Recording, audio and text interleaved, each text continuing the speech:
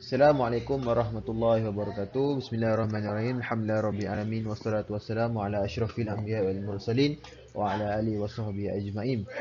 Uh, Terima kasih kepada ustazah minta maaf puan sebab memberikan kami untuk membentangkan kami yang bertajuk sistem demokrasi dan sistem syura, mekanisme bagi pemilihan pemimpin negara. Tentu kami daripada kumpulan 2, saya akan memperkenalkan diri saya terlebih dahulu. Saya Muhammad Arif Nuradin Rosdan, nombor menteri I19204015. Baik, saya akan menceritakan tentang pengenalan sistem demokrasi. Okey, yang pertama, pengenalan sistem demokrasi ni dia bermula ataupun diciptakan oleh seorang sejarawan Yunani, iaitu Herodotus pada abad ke-5 sebelum Masihi. Kiranya perkataan ataupun kewujudan sistem demokrasi ni muncul pada abad ke-5 sebelum Masihi lagi. Dan sehinggalah sekarang, yang mana setengah negara dekat dunia ni ada mengamalkan sistem demokrasi. Okey, yang seterusnya adalah demokrasi berasal daripada kata demos, iaitu bermaksud masyarakat, dan kriteria yang bermaksud aturan atau kekuasaan. So daripada istilah yang dua tadi, iaitu demos dan kriteria, maka kita boleh dapat simpulkan istilah bagi demokrasi ni adalah membawa maksud pemerintahan dari rakyat, oleh rakyat dan untuk rakyat. Maksudnya di sini demokrasi ni dia punya pemerintahan yang diketahui oleh rakyat itu sendiri, yang dipilih daripada rakyat dan bekerja untuk rakyat. So dia menabur kerja ni untuk rakyat lah. Dan yang terakhir adalah, untuk pengetahuan semua, salah satu negara yang memakamkan sistem demokrasi ni adalah Malaysia. Seperti mana yang kita ketahui bahawa Malaysia mengamalkan sistem demokrasi berperwakilan. Ini kerana rakyat sendiri akan memilih mereka yang berkelayakan untuk mewakili mereka dalam bidang hal ehwal politik dan juga perundangan. Saya nak tambah sikit tadi daripada maksud demokrasi itu. Ada lagi daripada sejarawan-sejarawan, para ilmuwan ataupun orang-orang barat, dia memberikan definisi demokrasi ni secara yang berbeza daripada yang saya nyatakan dalam slide. Yang saya bagi contoh je lah, daripada sejarah ilmuwan, iaitu Len Daerson. Mereka dia berpendapat bahawa demokrasi ni bermaksud kekuasaan di tangan rakyat atau pemerintahan oleh mereka yang majoriti. Ini daripada ilmuwan yang bernama Len Daerson, di mana beliau mengatakan bahawa demokrasi ni 100% adalah rakyat yang handle. Semua benda ni adalah di tangan rakyat, yang menguasai, rakyat yang memerintah. So kalau saya sebutkan banyak, dia punya definisi ni banyak. Ada daripada sudut pelbagai-pelbagai ilmuwan yang menceritakan tentang definisi itu sendiri mengenai demokrasi.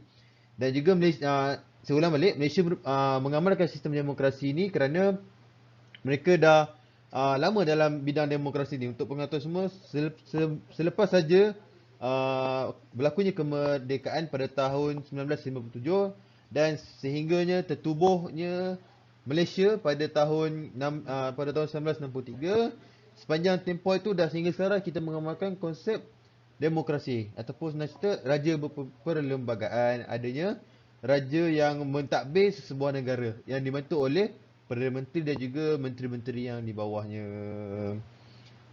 Kalau sistem demokrasi ni, kalau kita lebih detail, adalah kita membuatkan satu cara pemilihannya melalui pilihan raya.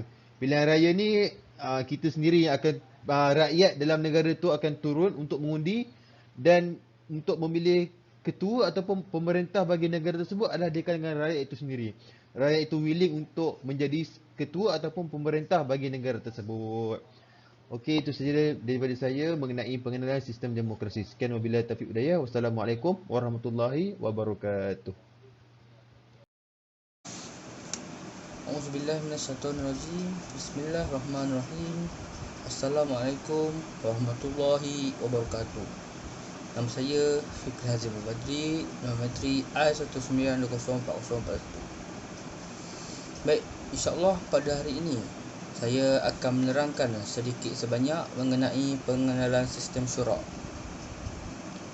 Baik, sistem syura merupakan kaedah yang sangat penting bagi sesebuah pemerintahan maupun organisasi-organisasi di dalam Islam.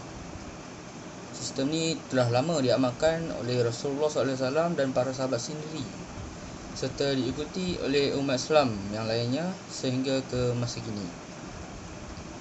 Baik, dari segi bahasa, syura berasal daripada perkataan syawara yang bermaksud menjelaskan, menyatakan atau mengajukan dan mengambil sesuatu. Dari segi istilah pula, menurut Ibnu Al-Arabi, syura bermaksud suatu perkumpulan atau mesyuarat terhadap sesuatu perkara untuk meminta pandangan setiap daripada ahli mesyuarat tersebut dan mengeluarkan ataupun menghasilkan sesuatu daripadanya. Yang kedua, menurut ulama kontemporari, Syekh Dr. Muhammad Abdul Qadir Abu Faris mendefinisikan syura pula sebagai proses bertukar pendapat yang pelbagai dan sudut pandangan berbeza terhadap suatu isu yang mana ia diselidiki dan dikaji oleh para sarjana cendekiawan sehingga sampai kepada satu keputusan yang tepat ataupun yang paling tepat dan terbaik untuk beramal dengannya sehingga dapat merealisasikan natijah yang terbaik. Jadi oleh itu, berdasarkan pendapat-pendapat ulama yang dinyatakan, jelaslah bahawa syura merupakan satu proses perbincangan yang melibatkan para ilmuwan atau pakar satu bidang tertentu terhadap suatu perkara tertentu bagi mendapatkan natijah keputusan yang terbaik, seperti mana firman Allah dalam surah Al-Imran ayat 159 yang bermaksud, maka dengan sebab rahmat yang melimpah ruah dari Allah kepadamu, wahai Muhammad, kamu telah bersikap lemah lembut kepada mereka, iaitu sahabat-sahabat dan pengikutmu. Dan kalaulah engkau bersikap kasar lagi keras hati, tentulah mereka lari dari kelilingmu. Oleh itu, maafkanlah mereka mengenai kesalahan yang mereka lakukan terhadapmu, dan pohonkanlah ampun bagi mereka, dan juga memersyaratlah dengan mereka dalam urusan peperangan dan hal-hal keduniaan itu. Kemudian apabila engkau telah berazam, sudah mesyuarat untuk membuat sesuatu, maka bertawakallah kepada Allah. Sesungguhnya Allah mengasihi orang-orang yang bertawakal kepadanya. Baik, jadi berdasarkan ayat tersebut, kita dapat lihat bahawasanya Allah sendiri telah menyuruh kita untuk bermesyuarat, di mana ia menunjukkan betapa pentingnya sistem syura ini bagi umat Islam untuk mengamalkannya dalam membuat sesuatu keputusan. Baik, itu saja daripada saya. Seterusnya akan disambung pula oleh sahabat saya. Sekian, wabillahi taufiq wal hidayah. Assalamualaikum warahmatullahi wabarakatuh. Assalamualaikum warahmatullahi wabarakatuh. Saya Muhammad Nadirul Ihsan, I19204024. Saya akan menerangkan berkenaan dengan konsep syura. Okey, konsep syura ni, kalau ikut bahasa syura, kata syura ni berasal daripada kata syawara, yushawiru. Banyaklah kalau dalam bahasa Arab yang mana kita dengarkan dalam pada definisi tadi. Jadi konsep syura ni adalah berkumpulnya beberapa orang di dalam satu majlis untuk menentukan ataupun bermuafakat mengeluarkan satu keputusan. Di mana masing-masing orang yang berada dalam majlis ini mempunyai hak yang sama untuk melontarkan atau mengeluarkan pandangan mereka. Jadinya pada zaman Nabi dulu, Nabi SAW menggunakan syura ni dalam contohnya Piagam Madinah kan. Dalam Piagam Madinah ni terbina atas konsep syura. So dalam masyarakat Melayu ni, konsep syura ni telah lama dijalankan. Cumanya dalam istilah Melayu ni kita tak panggil syura, kita menggunakan sebagai mesyuarat. Jadinya orang panggil mesyuarat. So orang bagi contoh, kamu nak ke mana kan? Saya nak pergi syura. Orang tak kata syura, orang panggil mesyuarat. Saya nak pergi mesyuarat. Gitu. Cumanya perbezaan istilah tapi maksudnya sama. Itulah kelebihan orang Melayu kita. Jadi konsep syura ni menurut Islam adalah meletakkan Allah Subhanahu Wa Taala sebagai perkara asas atau perkara utama dalam segala apa pun. Berbeza dengan demokrasi, di mana demokrasi ni kawan saya akan ceritakan nanti. Demokrasi ni meletakkan manusia sebagai perkara yang berhak menentukan segalanya. Manusia juga kembalinya. Disebabkan itulah ada perbezaan sedikit antara syura ni dan juga demokrasi. Di mana demokrasi ni di mana syura ni kesemuanya mendasarkan kesemua permasalahan kembali balik kepada Al-Quran dan juga As-Sunnah. Itu asasnya kepada syura. Sekian daripada saya. Assalamualaikum warahmatullahi wabarakatuh. Okay, bismillah, Assalamualaikum warahmatullahi wabarakatuh. Nama saya Muhammad Badrul Naim bin Muhammad Syamsul Nizam. Nombor matrik saya A192039999. Baik, tadi sahabat saya Muhammad Nadrul Ihsan telah menerangkan tentang konsep syura. Kali ini saya pula akan menerangkan tentang kaedah demokrasi. Baik, demokrasi agak bertentangan dengan kaedah syura lah. Macam mana yang kawan saya beritahu tadi, kaedah syura dia meletakkan agama sebagai penanda aras dalam menentukan sesuatu pemimpin. Tetapi untuk demokrasi kita meletakkan rakyat ataupun manusia itu sendiri menentukan siapakah pemimpin yang mereka hendak pilih lah. Okey, baik. Yang pertama, kita perlu tahu bahawa demokrasi ini dibawa daripada dunia barat masuk ke dalam dunia Islam, masuk ke dalam sistem politik Islam.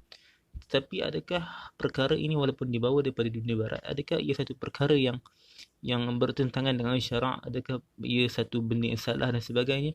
Tidaklah, dia tidak begitu.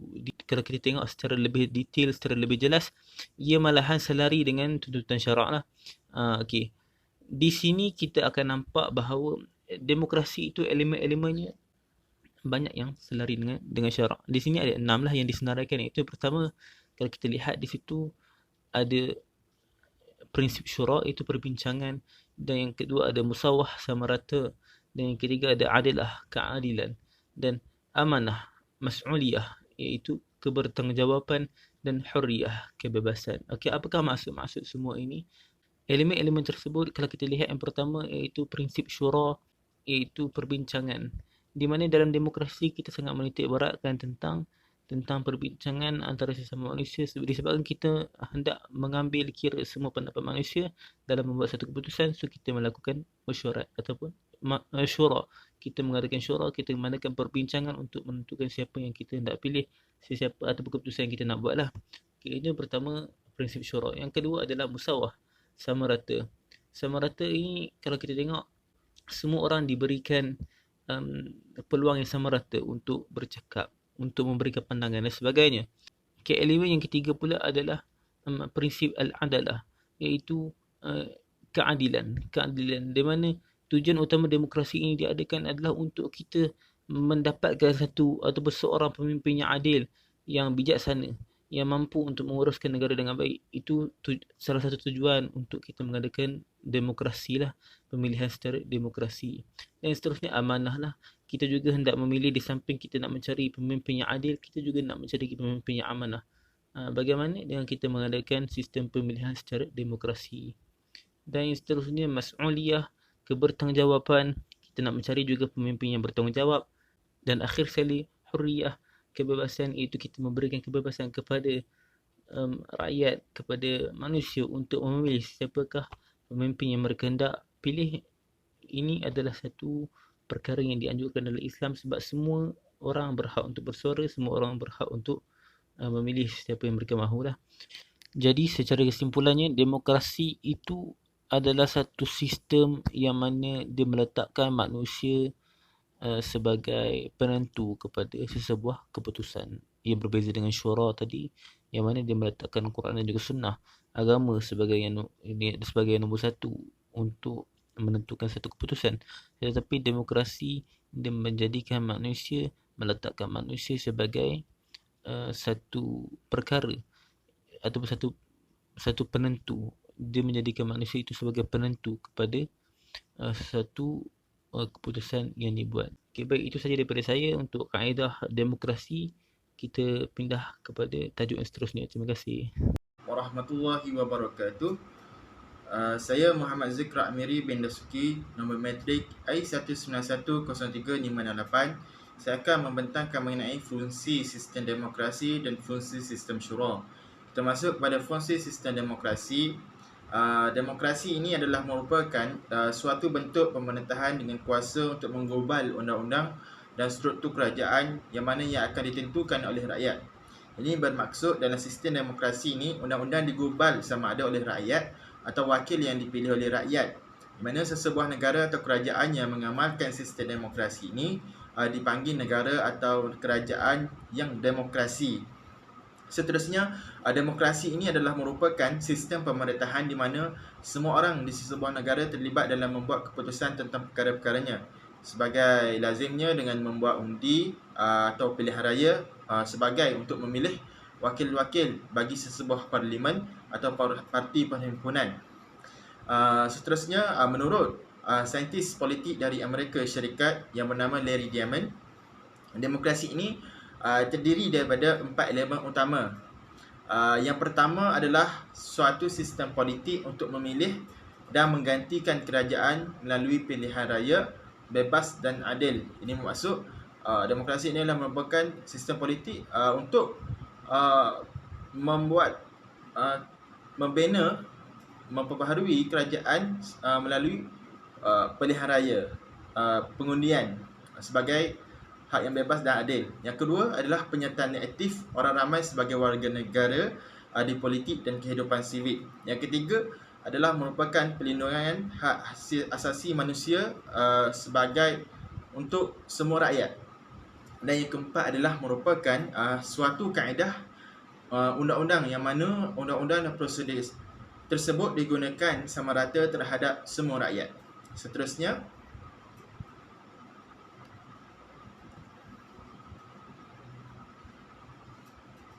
slide yang kedua, fungsi sistem syura.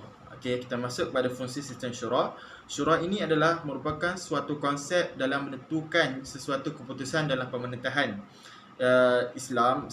Sistem ini sangat penting sebagai faktor utama kejayaan politik Islam dan atas asas ianya sebagai penentuan atau penjamin tidak akan cacatnya pelaksanaan dalam mana-mana zaman. Sesungguhnya pemerintahan ini akan bersama-sama rakyat dalam mencari penyelesaian dalam mencapai keputusan-keputusan politik, dan ianya adalah merupakan suatu prinsip dasar negara dan masyarakat Muslim. Seterusnya, syura. Perkataan syura ini adalah berasal daripada bahasa Arab yang mana yang bermaksud mesyuarat. Manakala dari sudut istilah pula ialah permesyuaratan yang mana yang diadakan oleh sekumpulan ulama dan umat Islam dalam segala hal yang berkaitan dengan kepentingan dan kebajikan mereka berdasarkan kepada keimanan dan ketakwaan mereka. Okey, seterusnya terdapat 5 peranan yang penting wujudnya majlis syura dalam sistem kepimpinan Islam.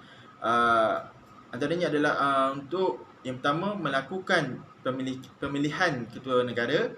Yang kedua adalah untuk mendekatkan rakyat dengan pemerintah. Yang ketiga adalah untuk menegakkan dan menyebarkan agama Islam. Yang keempat adalah sebagai penasihat dalam kepimpinan Islam. Dan yang kelima adalah sebagai untuk membentuk akhlak mulia dalam kepimpinan. Sekian daripada saya. Seterusnya saya serahkan kepada pemantau yang seterusnya. Bismillahirrahmanirrahim.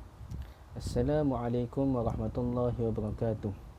Alhamdulillahirabbil alamin wassalatu wassalamu ala asyrafil anbiya'i wal mursalin wa ala alihi wa sahbihi ajma'in. Rabbi zidni ilman warzuqni fahman. Okey. Nama saya Muhammad Nabil Imran bin Sabri, nombor matrik I19103506, akan membentangkan tajuk pemilihan pemimpin secara sistem demokrasi. Okey. Pemilihan pemimpin secara sistem demokrasi adalah berdasarkan kepada pilihan yang dibuat oleh majoriti rakyat yang layak mengundi. Jadi, semakin ramai jumlah pengundi yang melaksanakan tanggungjawab untuk mengundi, maka semakin jelaslah sokongan terhadap pemimpin yang dipilih. Seperti Malaysia contohnya, menggunakan sistem demokrasi berparlimen iaitu pilihan raya sebagai proses pemilihan barisan kepimpinan. Pemilihan ini dilakukan secara sulit dengan menggunakan prosedur yang telus dan teratur. Penyeraan undi dibuat secara terbuka dan keputusannya direkodkan. Calon yang mendapat undi terbanyak dikira menang. Sistem ini dikenali dengan sistem majoriti mudah. Selain daripada sistem demokrasi berparlimen, banyak lagi sistem demokrasi yang lain. Antaranya ialah demokrasi perwakilan. Demokrasi perwakilan ini ialah masyarakat yang layak diberi kuasa untuk memilih wakil di kalangan mereka untuk mengubah undang-undang dan mengawasi serta melindungi kepentingan mereka dalam kerajaan. Contoh negara yang menggunakan sistem ini ialah negara United Kingdom dan Perancis. Seterusnya, sistem berpresiden. Sistem berpresiden adalah sistem atau keseluruhan penstrukturan hubungan kerja antara agensi melalui pemisah kuasa negara, di mana presiden memainkan peranan dalam pengurusan kekuasaan eksekutif. Presiden memiliki hak istimewa untuk melantik dan memberhentikan menteri-menteri yang lain yang memimpin. Antara contoh negara yang menggunakan sistem ini adalah Filipina, Indonesia, Mexico, Korea Selatan. Sekian, itu sahaja daripada saya. Saya serahkan kepada rakan pembentang yang seterusnya. Terima kasih. Bismillahirrahmanirrahim. Assalamualaikum warahmatullahi wabarakatuh. Nama saya Muhammad Fahmi Haziq bin Azron, nombor metrik I191034559. Okey, pada hari ini saya akan membentangkan tentang pemilihan pemimpin berdasarkan sistem syura. Okey, terdapat beberapa peranan yang penting dalam majlis syura ni di dalam kepimpinan Islam. Antaranya adalah untuk kita melakukan dan memilih ketua negara. Okey, syura ni memainkan peranan yang penting dalam kita menentukan ketua bagi sebuah negara Islam.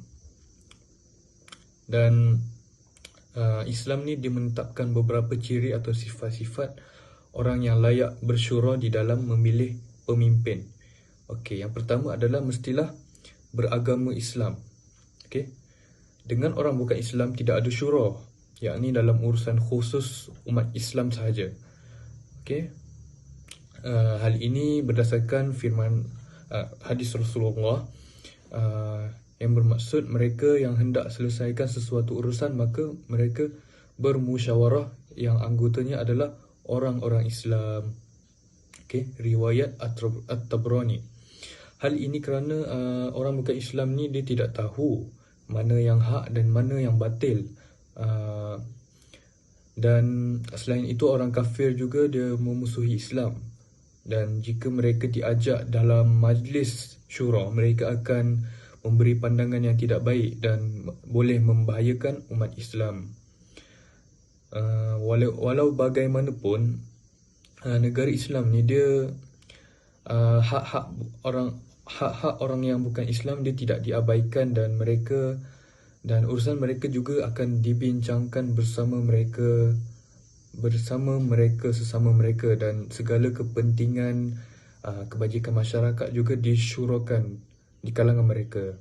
Okey. Yang kedua adalah bertakwa. Okey, kita tidak semua orang Islam layak untuk diajak berbincang di dalam majlis syura, kerana tidak semua orang Islam ni mampu memberi fikiran yang adil dan ikhlas dalam perbincangan di dalam membuat keputusan.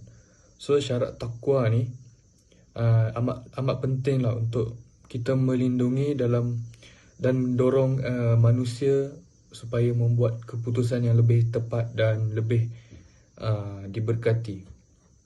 Okey. Dan yang ketiga adalah mestilah cerdik. Okey. Cerdik ni ialah orang yang mempunyai buah fikiran yang baik, yang bernas, dan fikirannya adalah logik dan masuk akal. Okey.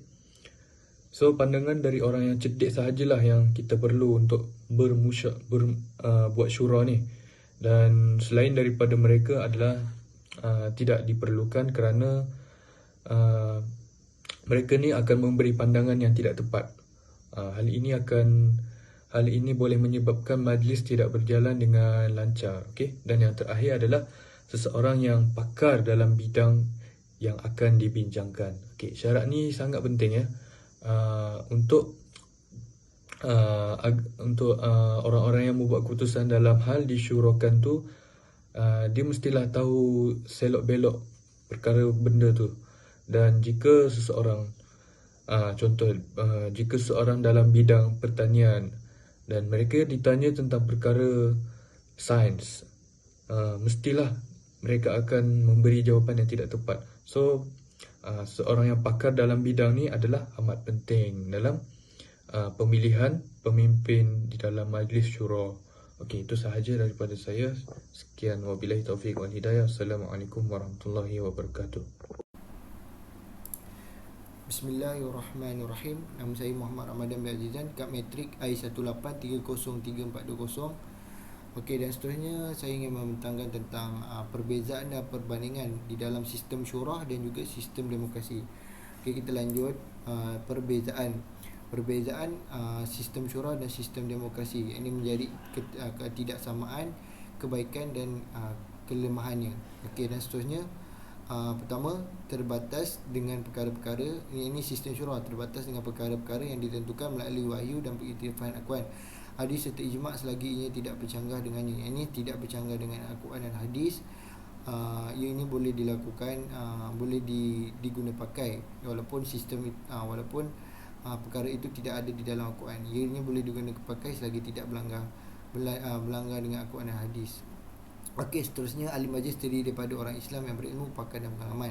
Ini sistem syura tidak ada orang jahil. Ini orang yang berilmu dan pakar dan pengalaman serta bertakwa. Jadi dia dapat membezakan yang mana yang buruk menurut syariat Islam. Dan seterusnya sistem syura menentukan suatu kebenaran melalui majoriti. Ianya berasaskan dalil hujah dengan mengambil usul syariat dan kepentingan awam. Dia mengambil kepentingan awam dalam masa yang sama. Ia mencari kebenaran, bukan mencari majoriti semata-mata. Walaupun majoriti semata-mata ia melanggar syariat, ia tidak boleh digunakan dalam sistem syura. Dan seterusnya sistem demokrasi. Ini pertama, sistem demokrasi bebas boleh melampaui hukum Allah dengan suara majoriti yang boleh membawa penghalalan seperti zina, LGBT, arak dan sebagainya. Ini suara majoriti, dia tidak kisah walaupun kebenaran ataupun tidak kebenaran atau salah, dia mengambil kira. Ini walaupun majoriti sudah menyokongnya, dia menolak ke tepi hukum Islam. Dan seterusnya, yang kedua, bercampur aduk, sama ada jahil ataupun alim, ianya membawa persisian untuk kepuasan masing-masing. Okey, yang kita dapat tahu, yang ini demokrasi, orang jahil dan orang alim, yang orang lebih mengetahui, menjadi satu perbalan. Jadi ianya boleh menjadi majoriti itu kepada orang jahil. Ini yang menyebabkan satu demokrasi tidak teratur dan bersistematik. Dan seterusnya, tiga, hanya mengambil suara majoriti tanpa mengambil hujah-hujah dan bukti-bukti. Suara majoriti saja. Siapa yang ramai, dialah yang dipilih sebagai pemimpin oleh rakyat yang memilih. Okey, dan seterusnya perbandingan kriteria. Ini kedudukan dan fungsi. Kalau di sistem demokrasi, suatu perkara yang wajib dengan menjaga kedaulatan negara. Ia jadi satu yang kewajipan lah untuk mengundi satu pemimpin ataupun ahli adun ke apa. Okey, manakala sistem Islam pula harus bagi membentuk majlis umat serta mencalonkan khalifah. Ia menjadi suatu yang harus untuk mencalonkan suatu khalifah. Ini untuk orang Islam bagi sistem syura lah. Yang seterusnya, objektif membentuk majlis perwakilan dan badan mengubat. Membentuk yang seterusnya, sistem Islam menyuarakan aspirasi rakyat dan kesedaran khalifah dan urusannya. Dia mengambil kira suatu tidak menjadi, walaupun dia khalifah perlu memikirkan suatu tentang rakyat dan tentang kesedarannya, walau sama ada ketidakadilan ataupun apa. Dan seterusnya, keterlibatan semua rakyat berhak untuk menentukan pemimpinnya. Yang ini suara majoriti lah, mengundi akan siapa yang paling ramai dia akan jadi pemimpin. Okey, yang seterusnya sistem Islam semua rakyat berhak menentukan khalifah yang mengikut Al-Quran dan Sunnah. Ramai macam mana sekalipun, tapi dalam sistem syura, sistem Islam, selagi ianya bercanggah dengan Al-Quran dan ijma', ia tidak boleh menjadi khalifah ataupun jadi ketua dalam satu negara itu. Ini wakil. Seterusnya wakil, sistem demokrasi, siapa saja berhak asalkan mengenai kutipan terbanyak dan suara rakyat. Ini suara majoriti lah.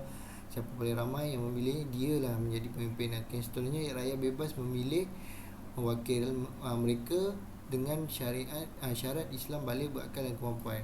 Macam sistem Islam ni mengambil kira orang yang balik Islam, berakal, supaya boleh memimpin satu negara. Namun bagi demokrasi dia tidak kisah, dia hanya mementingkan suara majoriti, tak kira benar ataupun salah. Sekian, terima kasih.